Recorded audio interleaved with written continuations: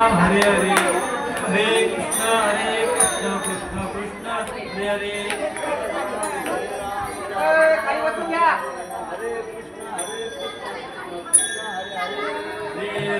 हरे राम राम राम हरे हरे हरे कृष्ण कृष्ण कृष्ण हरे हरे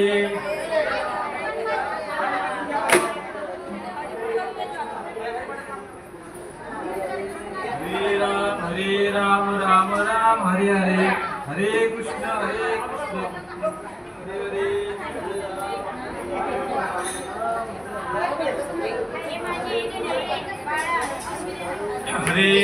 हरे राम राम राम हरे हरे हरे कृष्ण कृष्ण कृष्ण हरे हरे हरे राम राम हरे हरे हरे कृष्ण कृष्ण कृष्ण हरे हरे हरे राम राम राम हरे हरे हरे कृष्ण कृष्ण कृष्ण हरे हरे हरे राम राम राम हरे हरे हरे कृष्ण कृष्ण कृष्ण हरे हरे हरे राम राम राम हरे हरे हरे कृष्ण कृष्ण कृष्ण हरे हरे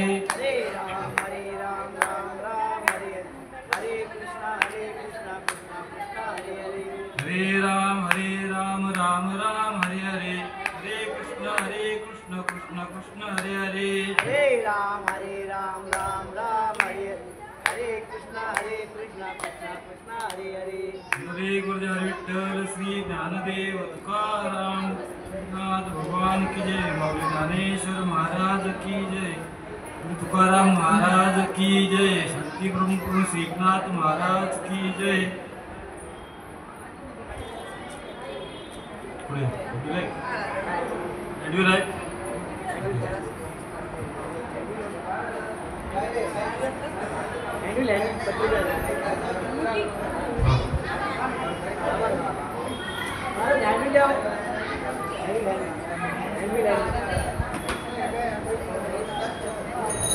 वो हैंड दे ना महाराज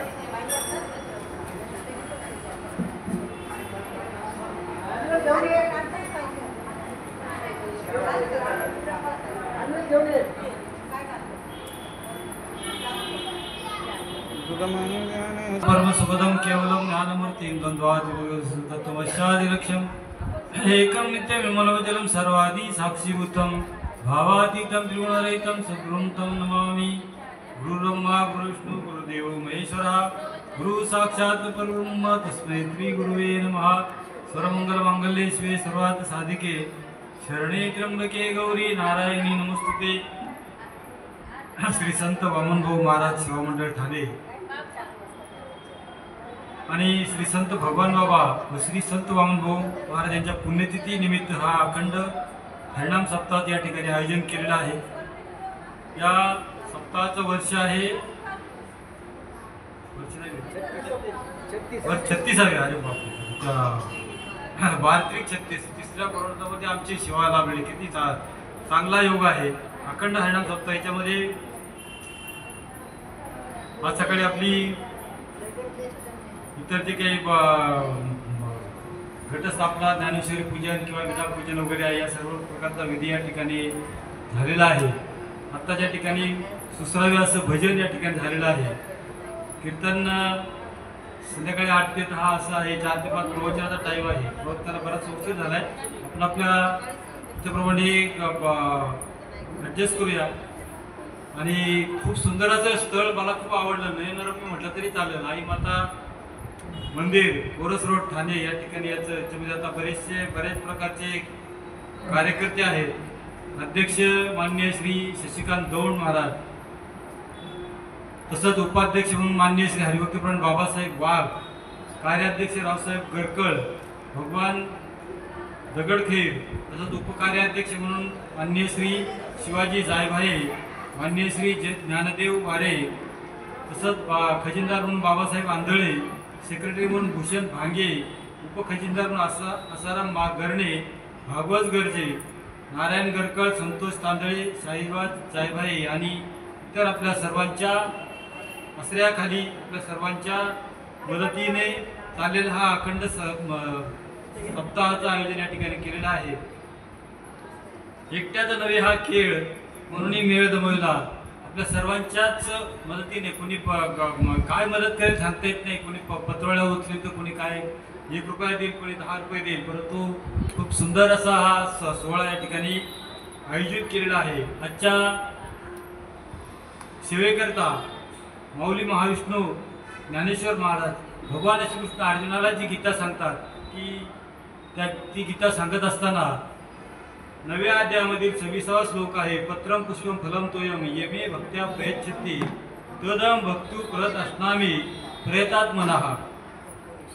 अशा प्रकारचा हा श्लोक आहे. पत्रम पुष्पम फलम तोयम. अर्जुना मला कुठल्याही प्रकारचं दान जर दिलं, मग ते पत्र असो, फूल असो, फळ असो, काही असो, परंतु जर ते मला भक्तिभावाने दिलं तर मी त्याचा स्वीकार करतो, नवे मी त्याचा उद्धार करतो, असं भगवान श्रीकृष्ण अर्जुनाला सांगतात.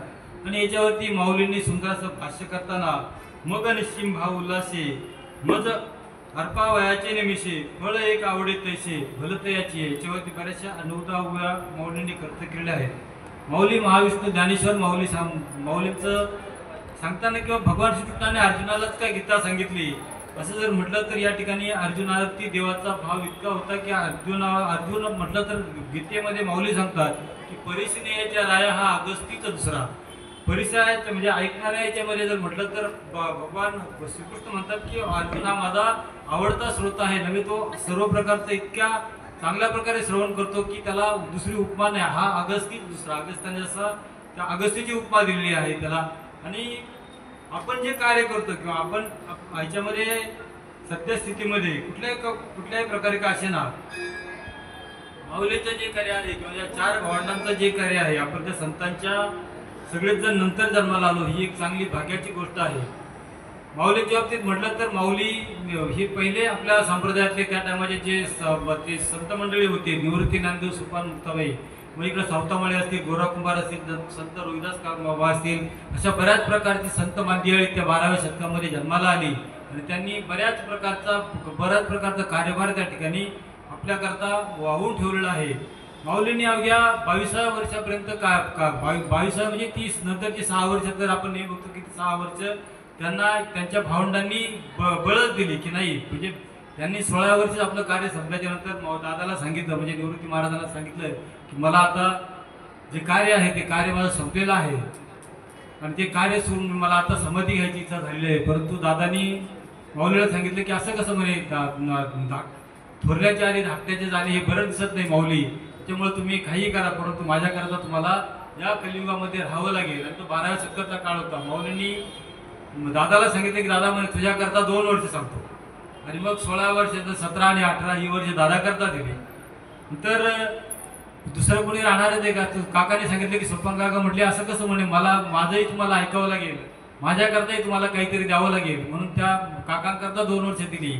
19 आणि 20 नंतर काही मुंगी उडाली आकाशी तिने तर ती मुक्ताबाई ऐकणार आहेत का. मुक्ताबाई महाराजांनी पण सांगितलं की दादा एवढं झालं म्हटले आता तर त्याकरता म्हणे मला सुद्धा तुमच्याकडून काहीतरी अपेक्षा आहे. आणि मुक्ताबाई करता 2 वर्ष दिली आणि अशा प्रकारे 21 वर्ष 5 महिने 6 काहीतरी दिवसवरती आणि अशा प्रकारे माऊलींचं ते आयुष्य त्यांनी आपल्या ह्याच्यामध्ये घडवलं. त्याच्यानंतर अगदी थोडक्याच कालावधीमध्ये सगळीच भावंड आपापल्या पत्र्यानं समाधी घेऊन या कलियुगातला जो त्यांचा अवतार कार्य होतं की या कलियुगामध्ये त्यांना जे जे करायचं होतं ते सर्व करून त्या सर्वांनी त्या 1 दिवसामध्ये समाधी घेतली. आणि त्याच्यामध्ये फक्त माऊली महाविष्णू ज्ञानेश्वर महाराज यांचीच फक्त संजीवन समाधी आहे. संजीवन समाधी ही वेगळी असते आणि निव्वळ समाधी घेणं वेगळं असतं, जिवंत समाधी घेणं वेगळं असते. 3 वेगवेगळ्या समाधी असतात. संजीवन समाधी फक्त या कलियुगामध्ये माऊली महाविष्णू ज्ञानेश्वर महाराज यांनीच घेतलेली आहे. ज्ञानेश्वर महाराजांनी 16व्या वर्षाच्या नंतर समाप्ती घेतल्यानंतर जे जे कार्य केलं त्या कार्याला त्यांनी आपण जे केलं त्या कुठल्याच प्रकारचं नाव ठेवलं नाही. नवे संत कार्यामध्ये जर बघितलं तर ज्ञानेश्वर महाराजांची किंवा त्या 4 भावंडांची कुठेही तक्रार नाही की आम्हाला समाजाने त्रास दिला. तुकोबाराय तरी काही ठिकाणी म्हणतात की आता कोपला हा पाटील गावीचे जन आता मज भीक कोण घाली. तुकोबाराय देवाला सांगतात की तूच म्हणे आम्हाला भिकारी बनवलं, मुखसुद्धी तुळशी दळ, तुका म्हणे मी दुर्बळ, तूच केलंच म्हणे देवा हे. अशा प्रकारची तक्रार म्हटलं तरी चालत. तक्रार इतर संतांनी केली पण माऊलीच्या 4 भावंडामध्ये कुणीही सांगितलं नाही की आम्हाला आमच्या आयुष्यामध्ये अशा प्रकारचे हाल सोसावे लागले. उलट त्यांनी समाजाकरता दान मागितलं, त्याला पसायदान असं म्हटलं गेलं ज्ञानोबा म्हणतात की फार काही झालं तरी दादा सर्व चालेल, मला जो त्रास झाला किंवा काही ते मला कुठल्याही प्रकारचं मला काही सांगायचं नाहीये, परंतु जे खळांची व्यंकटी सांडो त्या सत्कर्मी राहते वाढव, मला आता तू पसायदान दे म्हणे. आता विश्वात्मक हे विश्वात्मक देवा, मला तू आता पसायदान, जगाच्या करता पसायदान मागितलं. आणि मग किती म्हणजे त्यात माऊलींच्या बद्दल म्हणायचं म्हटलं की माऊलींचं कार्यच वेगळं आहे, त्या चार भावनांचं कार्यच अतिशय वेगळ्या स्वरूपाचं आहे. म्हणजे की त्यांनी याच्यामध्ये केलं की ते मग त्याच्यामध्ये जरी म्हटलं तर ज्ञानोबरांनी म्हणजे आपली सर्व झाल्याच्यानंतर त्यांनी काही काही अभंग लिहिले. त्या अभंगामध्ये आपलं त्यांचा जो हरिपाठ वगैरे आहे त्याच्यामध्ये ज्ञानदेव म्हणे असं लिहिलं, परंतु त्याच्यानंतर काही अभंग असे झाले की सर्व सुखाचे आगर बाप रखुमा देवीवर झाले. 16व्या वर्षानंतर त्यांनी जे जे कार्य केलं त्याच्यामध्ये त्यांनी आपलं नाव सुद्धा लिहिलं नाही.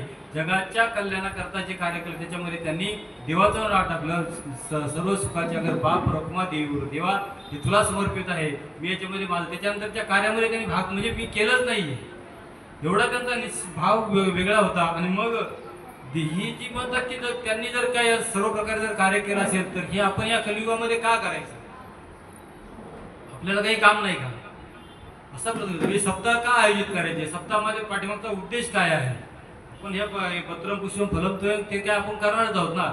सकाळी उठलो पूजेला गेल्यानंतर देवाला गंध उगाळला, गंध लावला, एक पान वाहिलं, एक फूल वाहिलं, फळ वाहिलं, निरंजन ओवाळली, देवाची आरती केली, हे तर करत राहणार आहे. परंतु ते का करायचं किंवा त्याची काय गरज आहे, त्याच्यानंतर आपण ते समाजामध्ये येऊन का करावं, समाज आपला म्हणजे त्याची काय गरज आहे. नाही इकडे जमणार नाही का, किंवा इतर ही जी मंडळी कीर्तन वगैरे आयोजित करतात यांना यांचा उद्देश काय असो, त्याच्यातला बरेच काही उद्देश आहेत त्याच्यामध्ये. किंवा आपल्याला त्याच्यामध्ये बघायला मिळतं की सगळे जर मिळून गेल्याच्या नंतर आपल्याला त्या ठिकाणी चांगल्या प्रकारचं खायला मिळतं. खाणे को मिष्टान्न वेळे अंतमी वैकुंठच आहे वगैरे वगैरे ह्या सर्व प्रकारचं आहे. चांगल्या प्रकारचं कुणी गेलं तरी हात कुणी पाया पडतं तर कुणी काय करतं, याच्यामध्ये आपल्याला किती किंमत आहे आपलीच आपल्याला माहिती की आपण आपली समाजामध्ये काय किंमत आहे ती. परंतु पहिलं ह्या ह्या कीर्तन किंवा प्रवचन किंवा हे जी कार्य आहे ती कार्य करण्यामध्ये पहिला जो उद्देश आहे समाज एकत्र करणं. कारण समाज एकत्र करणं ही काळाची गरज आहे. जर समाज एकत्र झाला नाही आणि केवळ हिंदू समाज हाच असा मूर्ख समाज आहे की तो असा बावळटपणे इकडे तिकडे विखुरला गेला, आणि विखुरला गेल्यामुळं आज आपल्यावरती खरोखर वाईट प्रसंग आलेले आहेत किंवा वाईट स्थिती आपली अजून होणार आहे. कुठल्याही कार्यक्रमामध्ये आपण सहभाग घेत नाही किंवा कुठल्या आपल्या जवळ आसपास आजूबाजूला असणाऱ्या कार्यामध्ये सुद्धा आपण हिरिरीने भाग घेत नाही, नव्हे त्यांना दूषण देण्याचंच कार्य करतो. ही सगळ्यात मोठी चूक आहे. कारण केवळ ह्या चुकीमुळे आपल्याला 500 वर्ष राम मंदिराची वाट बघावी लागली. सगळे कोण होते, राम मंदिर पाडलं बाबराने. बाबर त्या वेळेला त्या टायमाला हिंदू नव्हते का त्या टायमाला, पण ते मंदिर पाडण्याचं त्या ठिकाणी रामाचा जन्म झाला होता. शिरू तटविहारी राम जन्माला आले होते. आपल्याकडे रामायण आहे. नवे नाथबाबांनी केवढा मोठा ग्रंथच लिहिलाय त्या रामायणावरती. ते सर्व असतानाही, सर्व पुरावे असतानाही कोर्टाला ते पुरावे लागले आणि मग त्याच्या होण्याकरता 500 वर्ष लागली. याचं कारण केवळ एक आहे की समाज एकत्र झाला नाही, समाज एकत्र राहिला नाही, आणि त्या मूर्खपणामुळे आपल्याला 500 वर्ष त्या राम मंदिराची वाट बघावी लागली. ते गेल्या वर्षी 22 जानेवारीला तयार झालं, त्याची प्राणप्रतिष्ठा झाली. म्हणजे समाज एकत्र, पण कुठल्याही कार्याकरता का होईना समाज एकत्र करावाच लागतो. आता 2 महिन्यापूर्वी निवडणुका झाल्या. 5 वर्षांनी का होईना त्यांना आपल्याला दर्शन घेत येऊन समाज एकत्र करून काय सांगावं लागलं की बाबा आम्ही तुमचं अशा प्रकारे तुमचं काहीतरी काम करू, तुमच्याकरता आम्ही रेल्वे आणू, मेट्रो आणू, काय जे असेल तिकडे ते भले हापा कोय ना खोटं कोय ना बोलणं आलंच. कारण काही झालं तरी ह्या व्यासपीठावरती खोटं बोलता येत नाही, परंतु राजकारणाला खोटं बोलावं लागतं. खोटं बोलल्याशिवाय त्यांचं कार्यच होत नाही. ते कार्यच वेगळ्या प्रकारचे म्हणजे तशा प्रकारे त्यांना कोणा समाज एकत्र करावं लागला आणि त्यांना सांगावं लागलं की आम्हाला तुमच्याकरता आम्ही असं करू म्हणून तुम्ही आम्हाला मतदान करा. आणि तोच उद्देश या ठिकाणी आहे की आपण जर अशा प्रकारचे कार्य केली, सप्ताहाचं आयोजन केलं तर समाज एकत्र येईल, त्यांच्यापर्यंत काहीतरी आपला निरोप जाईल आणि त्यांना काहीतरी चांगल्या प्रकारचे 4 वाक्य ऐकायला लागतील. हा एक शुद्ध हेतू आहे. त्यामुळं पहिलं एक असं आहे की समाज एकत्र करणं. दुसरं आहे की हे एक अशा प्रकारचं साधन आहे किंवा ही एक अशा प्रकारची जागा आहे किंवा हे एक अशा प्रकारचं व्यासपीठ आहे किंवा हे एक अशा प्रकारचं साधन आहे की ज्या ठिकाणी गेल्याच्या नंतर शीन गेला. आता कुणी कशामध्ये त्यांचं भजन चाललं होतं, परंतु त्या भजनामध्ये त्यांना 2 तास काय जे ते वेळ बसले असतील तेवढ्या वेळ त्यांना घरची आठवण झाली नसेल, मला असं 100% वाटतं. पण आम्ही जरी दूर होतो तरी पण आमचं लक्ष तिकडच होतं. म्हणजे त्याच्यामध्ये की आपला त्याच्यामध्ये शीन जातो. नवे एका प्रकारचं हे असं म्हटलं तरी चालेल की त्या असणाऱ्या समाजाला जागृत करण्याचं एकमेव स्थान जर कुठलं असेल तर ते हे व्यासपीठ आहे.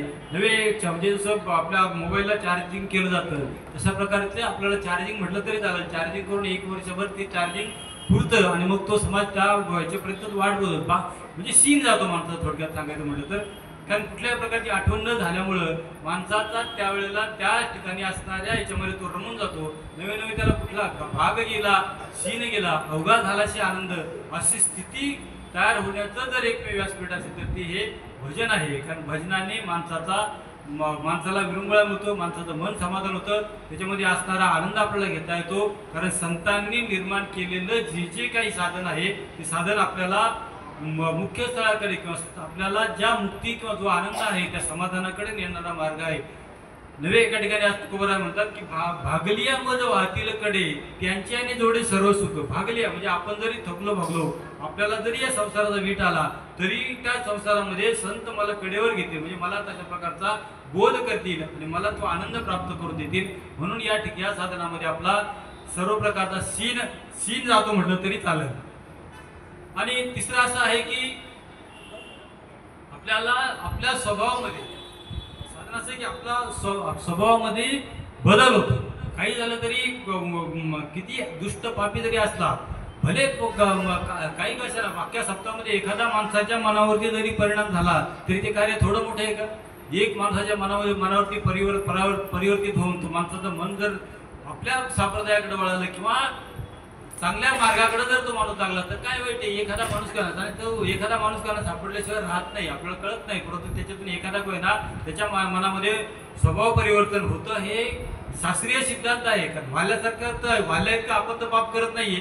शेलका ब्राह्मण बघायचा आणि त्याचा जीव घ्यायचा, तो जीव घेऊन त्या रानामध्ये खडा टाकायचा आणि तेवढे रांजण भरवायचे, तेवढं तर पाप आपण केलेलं नाहीये. अनाहूतपणे घडलेलं पाप असेल, परंतु मुद्दाम जाणून बुजून कोणाचा अजून म्हणजे असा आपण इतके तर खून केलेले नाहीत किंवा इतक्या प्रकारचं तर पाप केलेलं नाहीये, त्यामुळे आपण तितके पापिष्ट नाहीयेत. म्हणून स्वभावामध्ये बदल होणं हे या शब्दामध्ये संतांच्या शब्दामध्येच ती ताकद आहे.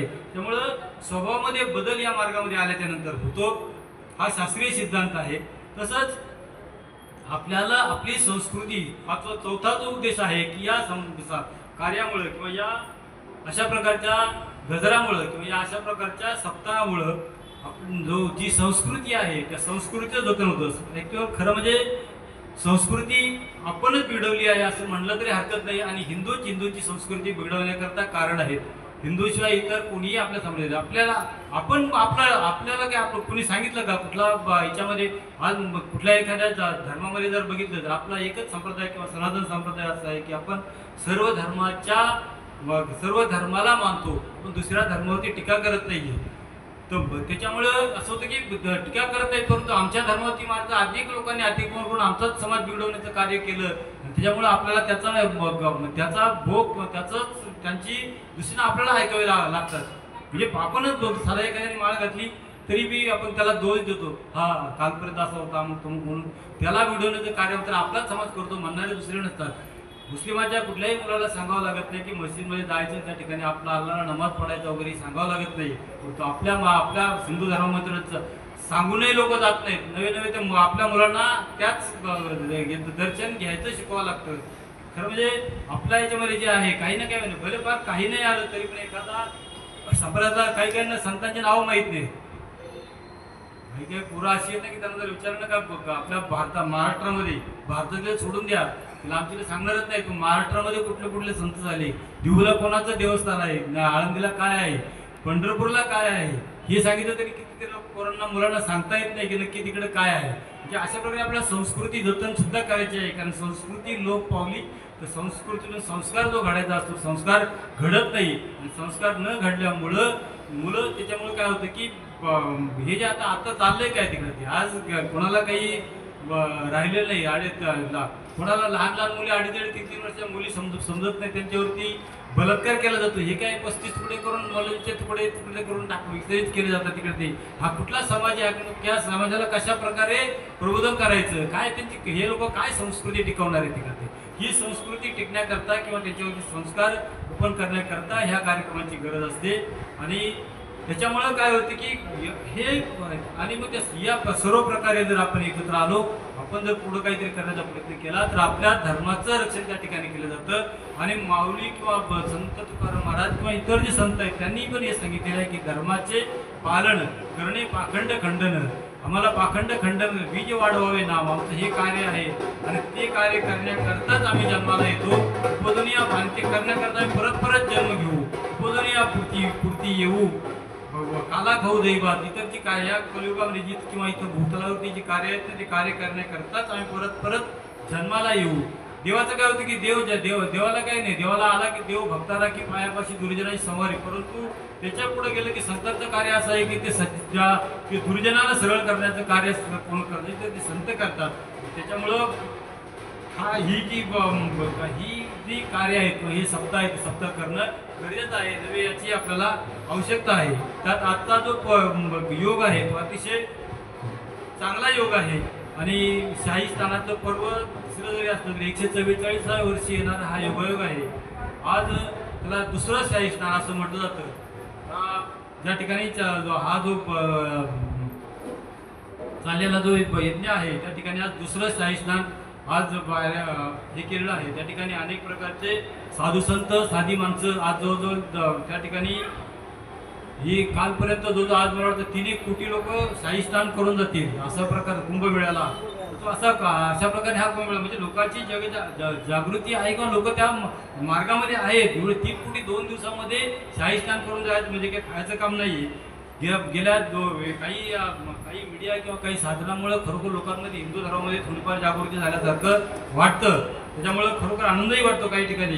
कारण जर असं आपण जर एकत्रितरित्या किंवा एकमेकाच्या सुखदुःखामध्ये किंवा एकमेकाच्या कार्यामध्ये जर आपण जर एकमेकाकरता धावलो नाही तर आपल्यावरती खरोखर वाईट प्रसंग येतील. असं आज त्यामध्ये संक्रांत आहे. देव तिळी आला गोड गोड जीव झाला अशा प्रकारे म्हणजे एक छोटंसं हे परंतु संक्रांतीचा मोठा आजपासून देव उत्तरायणाला प्रारंभ होतो. म्हणजे उत्तरायणाच्या शुद्ध तत्वाला प्रारंभ होतो. आणि त्याच्यामुळं आजचा हा दिवस सुद्धा अतिशय महत्त्वाचा आहे. आणि त्यातल्या त्यात आजचा एक दिवस ऐतिहासिकदृष्ट्या असा महत्त्वाचा आहे की 1761 14 जानेवारी 1761 साली मराठी आणि अब्दुल्लामध्ये हे घनघोर युद्ध झाले. त्याच्यामध्ये कमीत कमी 1.25 लाख मराठी लोकांचा बळी त्या ठिकाणी अहमदशाह अब्दाली यांच्यामध्ये मोठं घनघोर युद्ध झालं पानिपतमध्ये. आणि त्या पानिपतामध्ये एवढी लोक मारली गेली. तिसरं महायुद्ध होतं ते. त्या तिसऱ्या महायुद्धामध्ये उरलेले जे त्या म्हणजे एवढा जवळजवळ 1.25 लाखाच्या पुढे सैनिक मारलं गेलं. आपल्या महाराष्ट्रातील एवढ्या स्त्रिया विधवा झाल्या. त्यामुळे हा एक ऐतिहासिकदृष्ट्या असा एक दिवस आहे की त्यामुळं आपल्याला तो चांगला पण आहे तसंच वाईट पण आपल्याला त्या ठिकाणी खेद व्यक्त करावा वाटतो की एवढ्या मोठ्या युद्धामध्ये कारण त्यांनी सदाशिवराव भाऊ मारले गेले, विश्वासराव त्या युद्धामध्ये मारले गेले आणि त्याच्याबरोबर अनेक मराठ्यांनी त्या ठिकाणी बलिदान केलं. हा बलिदान दिवस सुद्धा आहे. अशा प्रकारची ही जी सामाजिक व्यवस्था आहे ती सामाजिक व्यवस्था टिकवण्याकरता या सप्ताहांची गरज आहे. आता याच्याबद्दल म्हटलं तर माऊलींनी या ठिकाणी टीका करताना ते म्हणतात की मग निश्चिम भाऊलाचे आपल्याला जर अशा प्रकारची जर वेदना झाली किंवा अशा प्रकारे जर कार्य करू वाटलं तर त्या ठिकाणी आपला भाव जागृत झाल्याशिवाय राहत नाही. कारण माऊलींच्या बाबतीत जर म्हणायचं म्हटलं तर माऊली नुसते माऊली नव्हते, ते या कलियुगामध्ये 4 जणांची माता झाली, 4 जणांची आई झाली. कारण माऊली आई म्हणून राहिले. ज्ञानाबाई माझी अनाथाची माय, ते आई म्हणून या ठिकाणी जन्म घेतला. त्याच्यानंतर त्यांनी अनाथाकरता त्यांनी जन्म घेतला. त्याच्यानंतर जो समाज या ठिकाणी होता तिकडे ते म्हणतात की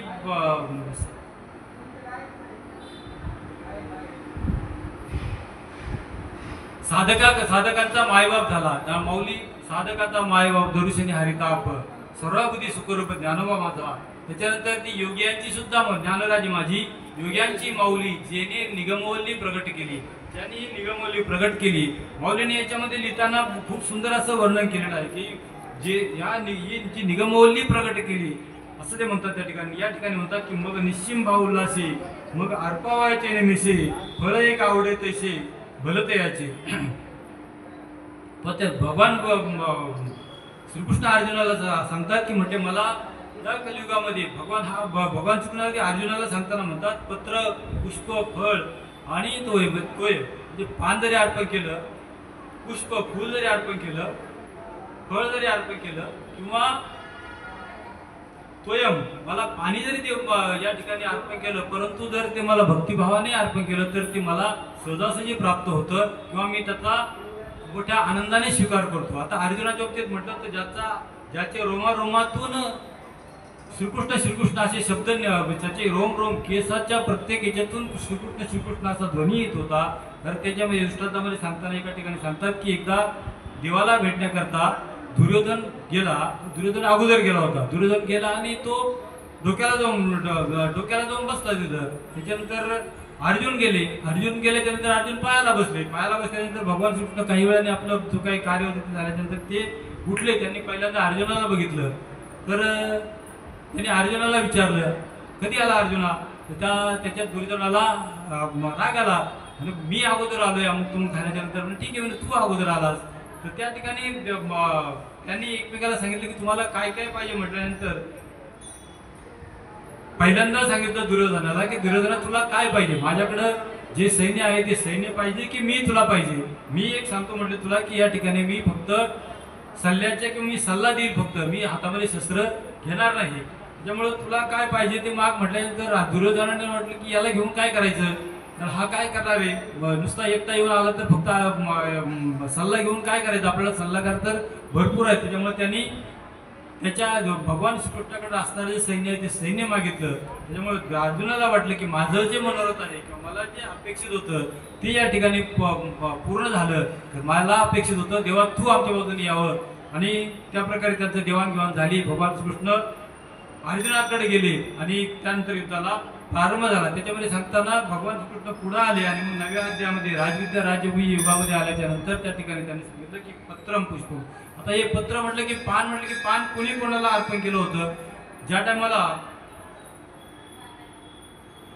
ह्या कौरवांनी त्या दुर्वासाला पकडलं, दुर्वासाला एक महिनाभर त्या बैच्यामध्ये ठेवून घेतलं आणि जाताना दुर्वासाची चालल्याच्यानंतर त्यांना सांगितलं की म्हणे काही करा, परंतु त्या जाताना म्हटले तुम्ही 5 पांडवांकडे जेवायला जा आणि त्यांना जाताना म्हणे दिवसा जाऊ नका, कारण दिवसा त्यांच्याकडे म्हणे सूर्य थाळी आहे. जाताना रात्रीच्या वेळेला जा आणि रात्रीच्या वेळेला गेल्याच्या नंतर त्यांना सांगा की आम्हाला भोजन पाहिजे. हा दुर्वास म्हटलं की दुर्वास मोठं त्या काळातलं एक मोठं दुर्वास होतं का, त्यांचा ज्याचा नेहमीच काहीतरी वाईट करण्याचा इथूनच त्यांनी जे कार्य केलं त्याला दुर्वास म्हटलेलं आहे. आणि ते दुर्वास मुनी त्या ठिकाणी गेले. त्यांच्याबरोबर त्यांचे जे सहस्त्र ऋषी जे शिष्यगण होता तो सगळा शिष्यगण घेऊन ते पांडवांकडे गेले. पांडवांकडे गेल्यानंतर रात्रीची वेळ होती. हे सगळे आल्याच्यानंतर त्यांनी दार खटखटवलं. धर्म 5 पांडव उठून उभे राहिले. द्रौपदी उठून बसली. सगळ्यात आल्याच्यानंतर त्यांनी दुर्वासाला पाहिलं. दुर्वासाला त्यांनी त्यांच्या नियमप्रमाणे जे काय होतं साष्टांग दंडवत केलं. श्री सत्ताच्या माताच्या नावाने साष्टांग करी दंडवत नमस्कार वगैरे झाला. नमस्कार झाल्याच्यानंतर दुर्वासाने सांगितलं की म्हणजे आम्हाला भोजन पाहिजे. तर भोजन पाहिजे म्हटल्याच्या नंतर सूर्य थाळी तर त्यावेळेला पालती घातलेली होती आणि पालती घातल्याच्या नंतर आता म्हणे यांना जेवण करून द्यायचं, परंतु ती द्रौपदी होती. द्रौपदी सांगितलं की म्हणजे महाराज तुम्ही जो काही आता थोड्या दिवसात ब्रह्मोदय होईल, त्यामुळे तुम्ही तुमचं जे विहित कार्य आहे ते सर्व करून या, तोपर्यंत तुम्ही भोजनाची व्यवस्था करते. हे सगळे दुर्वास ऋषी आणि सर्वजण आंघोळीला गेले. प्रातस्मरणीय कार्य करण्याकडे गेल्याच्या नंतर द्रौपदीनं कृष्णाचा धावा केला. कृष्णा धावरे लवकरी, संकट पडले भारी, हरी तू आमचा कैवारी, हरी वेगळी निवारी, आमचं आलेलं वेगळं निवारणाऱ्या हे भगवान श्रीकृष्णा तू या ठिकाणी धावून ये आणि मला मदत कर. असं म्हटल्यानंतर श्रीकृष्णाने धावा ऐकला आणि भगवान श्रीकृष्ण त्या ठिकाणी आल्याच्या बरोबर आल्या त्यांनी द्रौपदीला सांगितले की म्हटले मला भूक लागली खूप आणि मला जेवायला दे म्हणे. द्रौपदीमध्ये अरे तुला तीच मदत करण्याकरता बोलवले की आमच्यावरती वेळ आलाय वाईट आणि आम्हाला त्या दुर्वासाने सांगितले की आम्हाला भोजन करायचे, तेव्हा आमच्या भोजनाची व्यवस्था कारण तू जेवायला मागतो म्हणे. द्रौपदी म्हटले असं कसं होईल. म्हटले काहीतरी तुझ्याकडे असल्याशिवाय काहीतरी जे तुझ्याकडे असेल ते मला काही जातं म्हणे. थोडंफार जरी दिलं तरी माझं त्याच्यामध्ये पोट भरतं. आणि असं म्हटल्यावरती देवाने दे तुझी थाळी म्हणे, बघू दे मला काय त्या थाळीला आणि काय निर्माण करता येतो आणि सगळं संकट निवारणार आहे तोच. थाळी घेतली हातामध्ये, तिला एक पान होतं आणि तेच पान घेतलं तर तो तुळशीच्या पानाने तृप्तीचा ढेकर दिला आणि तिकडे दुर्वासाची पक्की आयुष्यातली फोड मोडली. तर दुर्वासालाही कळलं नाही की आमची पोटं कशाला भरली. ती दुर्वास म्हणजे सगळ्या त्याच्याबरोबर असणाऱ्या सगळ्या शिक्षकांना तिकडंच सगळा बाजार केला. दुर्वासाची पक्की खोड मोडली आणि तिकडे गेल्यानंतर त्यांनी विकली. मी त्यावेळेला त्या पत्र म्हणजे द्रौपदीचा एवढा विश्वास होतं की काही ना काहीतरी केल्यानंतर देवाने येऊन ते एक पान खाल्लं. द्रौपदीनं ते पान मुलगा देवाला दिल्यासारखं झालं आणि त्याच्यामध्ये त्या ठिकाणी दुर्वासाला नवे नवे त्या सहस्र जी होती त्यांना सगळ्यांना भगवंताने जेवण दिलं. तसाच एक प्रसंग असा झाला की एकदा भगवान श्रीकृष्ण आणि नारद मुनी सगळे भ्रमण करत करत आले आणि एका ठिकाणी सत्यभामेच्या गर्वाचं हरण करायचं म्हणून सत्यभामेला गर्वाचं हरण करण्याकरता देवाने नारदाला सांगितलं की जा म्हणे नारदा आपल्याला असं करायचं आहे. नारद गेले त्या ठिकाणी आणि मग नारद आणि सत्यभामा काही गप्पा मारत असताना सत्यभामेने विचारले की मला भगवान श्रीकृष्ण खूप आवडतात तर याच्याकरता काय करावं लागेल. तर नारदच ते नारद काय पहिल्यापासून जे नारदाची जी विचारामध्ये आहे त्या ठिकाणी म्हणतात की नारद कळ लावण्याचं काम केलं. नारदाने कळ लावली परंतु आपल्यासारखी कळ लावली नाही. त्यांनी ज्या ज्या ठिकाणी कळ लावली त्या ठिकाणी चांगलं निर्माण केलं. आपण कळी लावतो तर त्या ठिकाणी एकमेकाची परत ते मरेपर्यंत बोलणारे अशा प्रकारच्या कळी आपण लावतो. तसं नव्हतं नारदाचं. नारदने कळ लावली परंतु त्यांनी अशा प्रकारे चांगलं कार्य केलं आणि त्या ठिकाणी मग सत्यभामेला सल्ला असा दिला की म्हटलं तुला जर भगवान श्रीकृष्ण कायमस्वरूपी पाहिजे असतील किंवा पुढच्या जन्मामध्ये किंवा अनेक जन्मजन्मी पाहिजे असेल तर तू एक आपलं जे आवडती वस्तू असते ती वस्तू दान करावी लागते. आणि त्या ठिकाणी ती सत्यभामेला सांगितलं की दान करण्यासारखं असं काय आहे. तू म्हणजे तुला काय आत्ताच्या ठिकाणी तुला काय जास्तीत जास्त तुझ्या वस्तू आवडती वस्तू कोणती आहे. ती म्हटली माझी आवडती वस्तू म्हणजे भगवान श्रीकृष्ण. ते म्हटलं मग टाका श्रीकृष्णाला दान करून. श्रीकृष्णाला दान करायचं म्हटल्यावरती भगवान श्रीकृष्ण म्हटले मग ठीक आहे म्हणले तिला दान म्हणले सोडा पाणी. सत्यभामेकडून त्या नारदाने काय केलं आपलं पाणी घेतलं पाण्यावरती आणि ते भगवान श्रीकृष्णाला दान म्हणून घेतलं आणि दान म्हणून घेतले होते लगेच नारद भगवान श्रीकृष्णाकडे चला म्हणे माझ्याबरोबर तुम्हाला तुमच्या पत्नीनं दान केलेलं आहे मला आणि मला तुमचा इकडचा अधिकार संपलेला आहे. तुम्ही आता माझ्याकडे आलेले आहेत आणि देवाला तर तेच पाहिजे होतं. कारण देवाला संतांकडे कारण या सुखाकारणाने देव वेडावला वैकुंठ सोडून संत सदून राहिला. देवाला वाटलं बस झालं म्हणे मला आता सर्वांचा कंटाळा आलेला आहे. त्यामुळे मला कंटाळा आला म्हणून म्हणले नारद तुझ्याबरोबर फिरायचे म्हटल्यावरती ते किती माझी मजा आहे म्हणे तिकडे मला हे सर्व आता नकोच होतं तिकडे तू आता सत्यभामेकडून मला दान घेतले म्हणजे चला निघाले. इकडे सर्व याच्यामध्ये द्वारकेमध्ये सगळीकडं युरोप पोहोचला की भगवान श्रीकृष्णाला दान केलं. भगवान श्रीकृष्णाला दान केलं. श्रीकृष्ण नारदाबरोबर निघाले आणि सगळ्या ज्या 16,108 बायका आल्याच्यानंतर कसं शक्य म्हणे नाही म्हणे आता मला दान केले म्हणजे दान केले त्याच्यामुळे ते परत घेता येणार नाहीये. सगळ्या जणांनी सत्यभामेला नको त्या प्रकारची बडबड केली परंतु त्या ठिकाणी नारदाने सांगितले की आता कुठलीही गोष्ट म्हणजे कुठल्याही प्रकारे दान केलं दान पुढे परत घेतात का. 101 रुपयाची पावती फाडल्यानंतर त्या ठिकाणी 101 रुपयाचा आपला संबंध झाला. ते म्हणता येतं का आपल्याला किंवा मनुष्य तरी वाटतं का मी 101 रुपये दान केले ते मला परत द्या असं म्हणता येत नाही. 100 दान केलं म्हणजे दान केलं. भले त्या ठिकाणी 100 रुपये दान करून 50 जण जेवायला नेले चालतील घरातली म्हणजे त्यांनी सुद्धा ठीक आहे तसं काहीतरी केलं चालेल परंतु दान दिलेली वस्तू परत घेता येणार नाही. त्याच्यामुळे सगळ्यांचा प्रश्न आता काय करायचं म्हणे ठीक आहे म्हणे जर तुम्हाला परत तुमचं दान परत तुम्ही दिलेला तुमचा पती तुम्हाला जर परत पाहिजे असेल तर म्हणजे चालेल म्हणे मग तेवढ्या वजनाचा मला सोनं द्या म्हणे. सोनं म्हटल्यावरती मग सगळ्यांना आनंद आला. म्हटले आमच्याकडे किती सोनं आहे म्हणे सोन्याची द्वारका आहे म्हणे तुला द्या सोनं देण्याकरता भगवान श्रीकृष्णाला एका पाटात बसवलं आणि एका ठिकाणी सोनं टाकायला सुरुवात केली. ते एवढं सोनं अख्ख्या त्यावेळेला जेवढं सोनं होतं ते सगळं सोनं आणून त्या काट्यात टाकलं. तो तराजू काय खाली होईला भगवान श्रीकृष्णाचं पार्ट जडत राहिलं. सगळे वैतकले आणि आता काय करायचं म्हणे तिकडे हे तर काही पार्ट हे होत नाही म्हणे आता काय करायचं म्हटल्याबरोबर त्यांनी लगेच मग या ठिकाणी ही बातमी रुक्मिणी मातेकडे गेली. रुक्मिणी मातेकडे गेल्याच्यानंतर रुक्मिणी माता म्हणजे काय म्हणे सोपं आहे म्हणे तिकडे चला म्हणे आपण सगळे जाऊ म्हणे का म्हणे कसल्या प्रकारे दान मागितले काय केले मला बघू द्या तर करत. रुक्मिणी माता आली काही केलं नाही. तुळशीकडे गेले तुळशीला प्रदक्षिणा घातली तुळशीचं एक पान तोडलं आणि त्या काट्यामध्ये टाकलं काटावरती झाला. ही पत्र पुष्प भक्तिभावाने जर पान अर्पण केलं तर त्या ठिकाणी भगवान प्रसन्न झाल्याशिवाय राहत नाही. नवीन नवीन भगवान आपल्याला जे कार्य आपलं जे कार्य आहे ते पूर्ण केल्याशिवाय राहत नाही. देव म्हणतात की मला जर भक्तिभावाने पान दिलं तर ते पान मला मिळाल्यासारखं होतं. नवी मी त्या भक्ताची इच्छा पूर्ण केल्याशिवाय राहत नाही. आणि आज आपण या ठिकाणी थांबूया. मला तसं बराचसा उशिरा सुरू झालं त्यामुळं टायमाचा गोळी झाला. परंतु ते आहे कार्य अतिशय सुंदर असं कार्य आहे. मला सोळंके महाराज आणि अविनाश महाराज हा संध्याकाळी आमचं कीर्तन आहे. अविनाश हा आमचा अतिशय लाडका आहे. तर आम्ही मानपड्यामधून त्याला नियमित तिकडे कीर्तनावर बोलत असतो. त्याचं जे स्वभाव ते सुंदर आहे आणि कीर्तन हे चांगल्या प्रकारचे लय त्याला आहे. त्यामुळं आमचा लाडका माणूस आहे एक प्रकारे.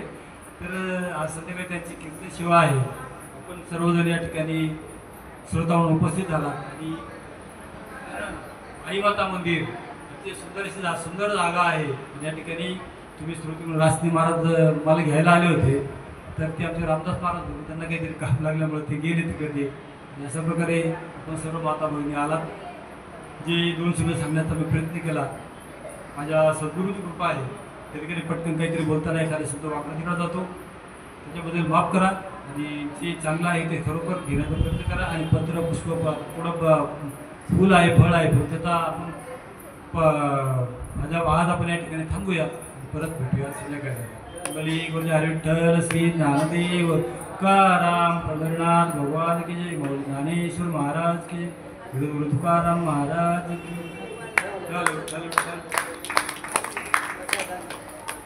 आता विश्वात्मके देवी तिने वागेंद्र दोषावे ध्वनी मजरावे पसाय नाही जे घरांची व्यंकटे सांडो तया सत्कर विरती वाढो. आता बरसबरी गुडो मैत्री जीवांचे त्यांचे तिमेर जाओ ईश्वर महुरे पाहो. गुरुदेवांची रवते लावो प्राणी जात श्री सकळ मंगळी श्रेष्ठांची मागी आळी अनुव्रत मंडळी भेटो तया बुधा. गुरुजी आरव चित्रा सुत्ता मैत्री गाव ओळखे जे अन्न पिविसांची जमिनी आलांचन अत्यंत तापईन सर्वाय सदा सत्यन सूर्य होतो. जीवना सर्व सुखी पूर्ण होणे त्रिलोकी विजयादी पुरुषी अखंडित आणि ग्रंथोपची विशेष दुःखी